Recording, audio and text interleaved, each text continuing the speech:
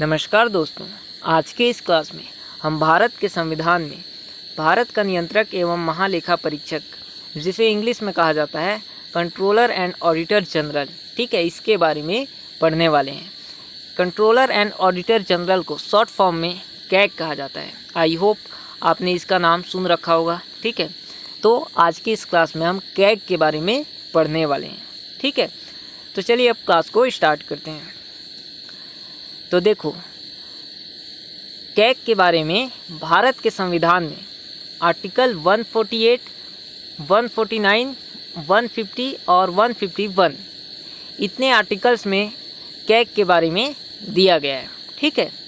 तो ये आप बहुत अच्छे से ध्यान रखेंगे कि भारत के संविधान में कैग के बारे में आर्टिकल 148 से लेकर आर्टिकल 151 तक में दिया गया है, ठीक है। तो एक एक करके हम इन सारे आर्टिकल्स को पढ़ने वाले हैं।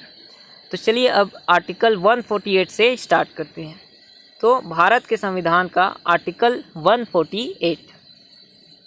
तो देखो, भारत के संविधान का आर्टिकल 148 भारत के नियंत्रक एवं महालेखा परीक्षक की बात करता है, ठीक है। भारत के संविधान का आर्टिकल 148 भारत के नियंत्रक एवं महालेखा परीक्षक की बात करता है। यहाँ से आपके एग्जाम में डायरेक्ट क्वेश्चन पूछा जाता है कि भारत के संविधान का वह कौन सा आर्टिकल है जो कि भारत के नियंत्रक एवं महालेखा परीक्षक की बात करता है। तो वहाँ पे आपका आंसर हो जाएगा आर्टिकल 148, ठीक है। तो आई होप इतनी बात आपको समझ में आ गई है। अब चलिए देखते हैं कि इस आर्टिकल 148 में भारत के नियंत्रक एवं महालेखा परीक्षक मतलब कैग के बारे में क्या क्या बातें दी गई हैं। तो इसमें सबसे पहली बात कैग के बारे में दी गई है वो है नियुक्ति, ठीक है। तो चलिए देखते हैं कि कैग की नियुक्ति कौन करता है। तो देखो, यहाँ पे कहा गया है कि भारत का नियंत्रक एवं महालेखा परीक्षक, इनकी नियुक्ति भारत के राष्ट्रपति मंत्रिपरिषद की सलाह पर करेंगे, ठीक है। क्या कहा गया है कि भारत के नियंत्रक एवं महालेखा परीक्षक की नियुक्ति कौन करेंगे? राष्ट्रपति महोदय करेंगे। और किसकी सलाह पर करेंगे? तो मंत्रिपरिषद की सलाह पर करेंगे, ठीक है। तो आई होप आप ये समझ गए कि भारत के नियंत्रक एवं महालेखा परीक्षक की नियुक्ति कौन करते हैं और किसकी सलाह पर करते हैं, ठीक है। तो एक बार फिर से देख लो कि भारत का नियंत्रक एवं महालेखा परीक्षक की नियुक्ति भारत के राष्ट्रपति महोदय करते हैं, ठीक है। और किसकी सलाह पर करते हैं? मंत्रिपरिषद की सलाह पर करते हैं। यहाँ से आपके एग्ज़ाम में कई बार क्वेश्चन पूछा जा चुका है कि सबसे पहले तो यहाँ यही क्वेश्चन पूछा जाता है आर्टिकल 148 से कि भारत का नियंत्रक एवं महालेखा परीक्षक, इसके बारे में भारत के संविधान के कौन से आर्टिकल में दिया गया है? तो वहाँ पे आपका आंसर हो जाएगा आर्टिकल 148, ठीक है। दूसरा क्वेश्चन घुमा के यहीं से ये पूछा जाता है कि भारत के संविधान में कैग मतलब भारत का नियंत्रक एवं महालेखा परीक्षक, इसका पद कौन से आर्टिकल में दिया गया है? तो वहाँ भी आपका आंसर हो जाएगा आर्टिकल 148, ठीक है। फिर दूसरा क्वेश्चन नियुक्ति से पूछा जाता है कि भारत के नियंत्रक एवं महालेखा परीक्षक मतलब कैग की नियुक्ति कौन करते हैं? तो वहाँ पे आपका आंसर हो जाएगा भारत के राष्ट्रपति महोदय, ठीक है।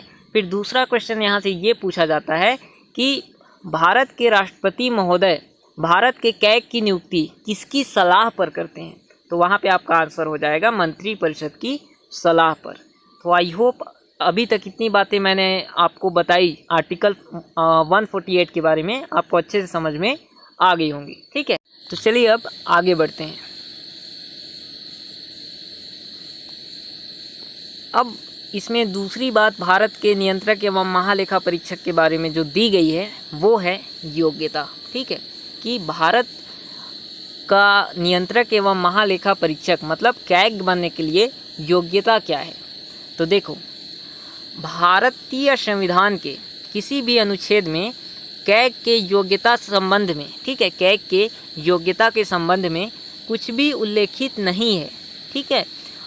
और आर्टिकल 148 के तहत यह जिम्मेदारी संसद पर डाली गई है कि वही कैग की योग्यताओं का निर्धारण करे। ठीक है, और भारत के संसद के अकॉर्डिंग IAS के अधिकारी इस पद पर नियुक्त किए जा सकते हैं।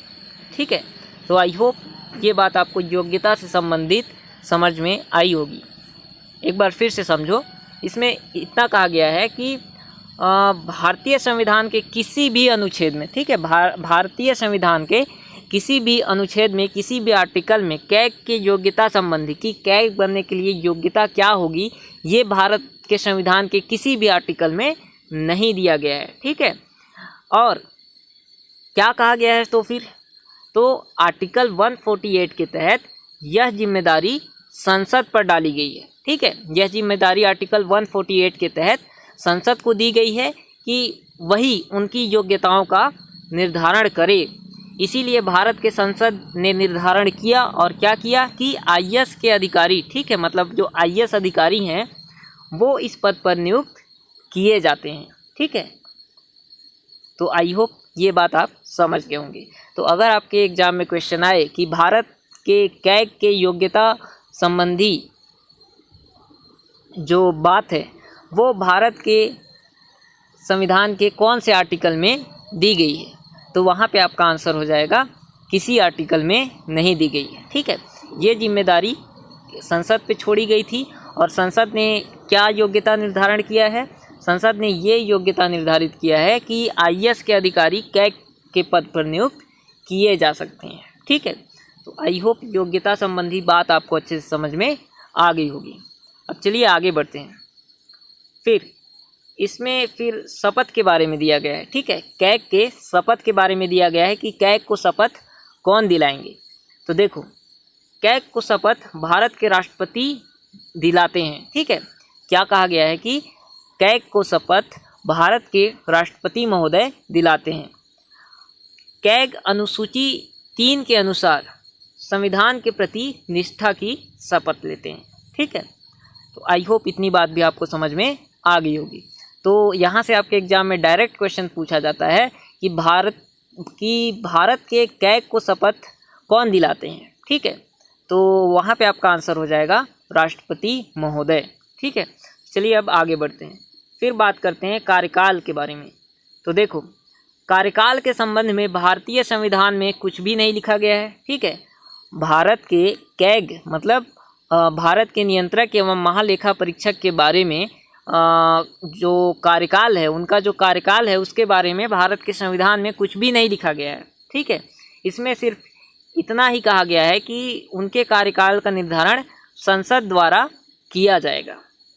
ठीक है, तो ये आप बहुत अच्छे से ध्यान रखेंगे कि भारत के नियंत्रक एवं महालेखा परीक्षक के कार्यकाल के संबंध में भारतीय संविधान में कुछ भी नहीं लिखा गया है कि भारत के कैग का मतलब भारत के नियंत्रक एवं महालेखा परीक्षक का कार्यकाल कितना होगा।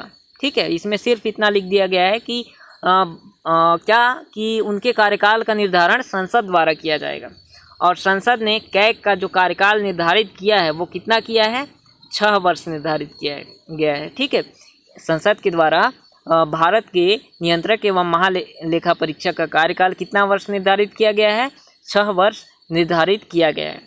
तो यहाँ से आपके एग्जाम में डायरेक्ट क्वेश्चन पूछा जाता है कि भारत के नियंत्रक एवं महालेखा परीक्षक के कार्यकाल के बारे में भारत के संविधान के कौन से आर्टिकल में दिया गया है, तो वहाँ पे आपका आंसर हो जाएगा किसी भी आर्टिकल में नहीं दिया गया है। ठीक है, ये जिम्मेदारी संसद पर छोड़ी गई थी कि वो कितना भी चाहे भारत के कैग का कार्यकाल निर्धारित कर सकती है। तो फिर संसद ने कितना निर्धारित किया है, 6 वर्ष निर्धारित किया है। तो यहाँ से भी आपके एग्जाम में क्वेश्चन पूछा जाता है कि भारत के नियंत्रक एवं महालेखा परीक्षक मतलब कैग का कार्यकाल कितना होता है, तो आंसर हो जाएगा 6 वर्ष। ठीक है, भारत के नियंत्रक एवं महालेखा परीक्षक का कार्यकाल कितना होता है, 6 वर्ष होता है। फिर यहाँ पे देखो, सेवानिवृत्ति की आयु संसद ने ही निर्धारित की है। ठीक है, सेवानिवृत्ति की आयु मैक्सिमम 65 वर्ष है। ठीक है, मतलब कोई व्यक्ति अपने एज के 65 वर्ष तक ही कैग के पद पर कार्यरत रह सकता है। फॉर एग्जांपल, मान लो कोई व्यक्ति 45 साल की एज में कैग बनता है। ठीक है, तो फिर वो कितने दिनों तक कैद रहेगा? चूँकि कार्यकाल 6 वर्ष है तो वो अपने 51 की एज तक, ठीक है, 51 की एज तक क्या रहेगा? कैग के पद पर कार्यरत रहेगा, ठीक है। 6 साल हो गए यहाँ पे। लेकिन अगर मान लो कोई व्यक्ति अगर क्या बोलते हैं 62 की एज में बनता है कैग, तो वो कितने की एज तक कैग के पद पर रहेगा? वो सिर्फ 65 की एज तक ही कैग के पद पर रहेगा, ठीक है। क्योंकि यहाँ पे दी गई है कि सेवानिवृत्ति की आयु मैक्सिमम 65 वर्ष है, मतलब कोई भी व्यक्ति मैक्सिमम 65 वर्ष तक ही कैग के पद पर कार्यरत रह सकता है। तो यहाँ पे अगर आप देखो तो यहाँ पे कैग का जो कार्यकाल है वह 6 वर्ष नहीं पूरा होता है, वो 62 की उम्र में बनता है और 65 की उम्र में उसे हटना पड़ता है। तो 62, 63, 64, 65 सिर्फ 4 साल वो अपने पद पर कार्य किया, ठीक है। तो इसे आप ध्यान रखेंगे कि भारत के कैग का जो कार्यकाल है वह 6 वर्ष है, लेकिन सेवानिवृत्ति की आयु मैक्सिमम 65 वर्ष है, ठीक है, इससे ज़्यादा नहीं। तो आई होप इतनी बातें आपको अच्छे से समझ में आ गई होंगी। चलिए एक बार जल्दी से फिर से देख लेते हैं। तो सबसे पहले हमने बात की नियुक्ति के बारे में, ठीक है।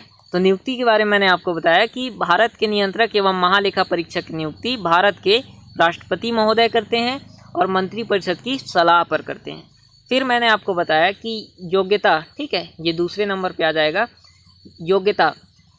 तो भारतीय संविधान के किसी भी अनुच्छेद में, किसी भी आर्टिकल में कैग के योग्यता के संबंध में कुछ भी नहीं लिखा गया है कि कैग के लिए ये योग्यता होंगी, ऐसा किसी भी आर्टिकल में नहीं लिखा गया है, ठीक है।